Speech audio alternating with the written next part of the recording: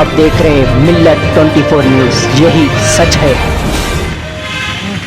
काल दिनांक 15/10/2025 रोजीपासून जमजम कॉलनीतील अब्दुल अलीम मिल्लत सेवाभावी संस्था आणि शेख शफी साहेब जमजम सेवाभावी संस्था या दोघांनी जमजम कॉलनी व परिसरातील भौतिक सुविधांच्या संदर्भात महानगरपालिकेकडे व जिल्हा प्रशासनाकडे मागणी केलेली आहे। त्यांचं म्हणणं असं आहे की जे मागील आठवड्यात आपल्या परभणी जिल्ह्यात आणि मुख्यतः परभणी शहरात अतिवृष्टी झालेली आहे, त्यामध्ये जमजम कॉलनीतील जो परिसर आहे तिथे घरात पाणी गेलं, अतिवृष्टी झाली, घरातील वस्तूंचं नुकसान झालं।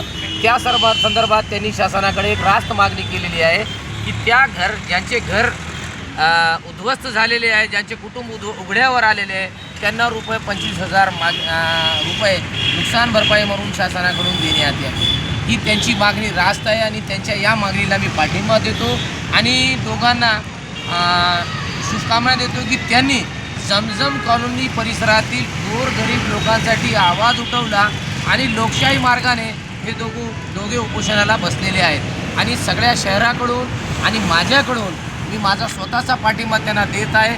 त्यांच्या संविधानिक लढाईमध्ये मी त्यांच्यासोबत आहे।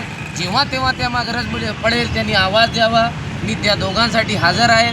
आणि आता तुम्ही जर बघितलं तर या अलीमभाई अति उच्च रक्तदाब आणि मधुमेह या आजाराने ग्रसलेले आहे आणि आता त्यांचं शुगर लेवल कमी झालेलं आहे। म्हणजे जमजम कॉलनीतील रहिवाशांसाठी केवढी त्यांची तळमळ आहे तुम्ही बघू शकता, त्यांचे दोघांचे चेहरे बघू शकता की कशा प्रकारे तेथील रहिवाशांसाठी त्यांची तळमळ आहे की तेथील लोकांना त्यांच्या वैयक्तिक काय फायदा नाही, तेथील लोकांना नुकसान भरपाई मिळावी, भौतिक सुविधा व्हावी, रोड व्हावी, नल व्हावी, लाईट व्हावी, ही त्यांची अपेक्षा आहे। तर मी जमजम कॉलनीतील रहिवाशांनाही विनंती करतो या माध्यमानं की जे तुमच्या सुखादुखात सामील होतो त्याला तुम्ही पाठिंबा द्या आणि त्याला तुमचा प्रतिनिधित्व बनवा आणि त्याला तुमचा प्रतिनिधित्व द्या। तर या माध्यमानं मी विनंती करतो जमजम कॉलनीतील रहिवाशांना की जे शेख शफीभाई जमजम कॉलनी जमजम सेवाभावी संस्था चालवतात त्याच्या माध्यमातून त्यांनी उत्कृष्टता सामाजिक कार्य जमजम कॉलनी येथील रहिवाशांसाठी ते करत आहेत। आणि अब्दुल अलीमभाई हे फार पूर्वीपासून आमचे सिनियर आहे आणि ते काम करतच आहे सामाजिक क्षेत्रात।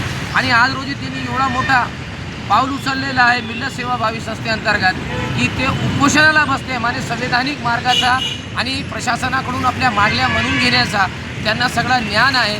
असे लोक सदनमध्ये जायचे, सभागृहात झाला पाहिजे आणि जमजम कॉलनीचा पाठपुरावा त्यांनी केला पाहिजे। त्यामुळे मी जमजम कॉलनीवाल्यांना विनंती करतो, प्रभात क्रमांक 13वाल्यांना विनंती करतो, 12वाल्यांना विनंती करतो की त्यांनी त्यांचा पाठबळ यांना द्यावा आणि यांच्यासोबत यावा आणि हे सक्षम आहे तुम्हाला तुमच्या मागण्या पूर्ण करून देण्यास, एवढी विनंती करतो आणि थांबतो। जय हिंद, जय महाराष्ट्र।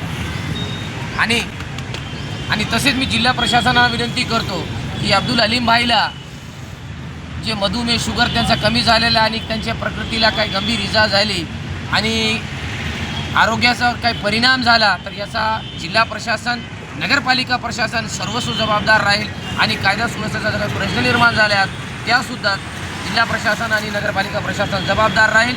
आणि एवढं सांगून माझे 2 शब्द संपवतो। जय हिंद, जय महाराष्ट्र।